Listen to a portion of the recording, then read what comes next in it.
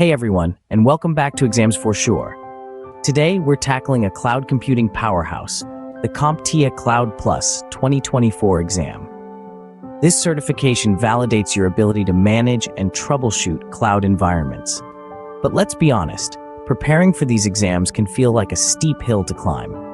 Ever found yourself swamped by the vast amount of information you need to digest? Or perhaps you've wondered how to focus your study efforts and find quality practice exams.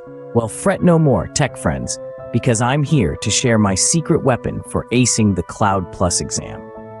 Exams for Sure offers a goldmine of resources to supercharge your Cloud Plus prep. From practice exams that mirror the real deal, to in-depth study guides and even flashcards for on-the-go learning, it's a one-stop shop for all your exam needs. The practice exams were a game changer for me. They helped identify my weak areas and offer detailed explanations for every answer. The range of topics covered by Cloud Plus is wide, but with Exams for Sure, you'll be prepared for everything thrown your way. The study guides are like your personal cloud guru, breaking down complex concepts into digestible chunks. Whether you're rusty on virtualization concepts or uncertain about cloud storage solutions, these guides have got you covered. And the best part?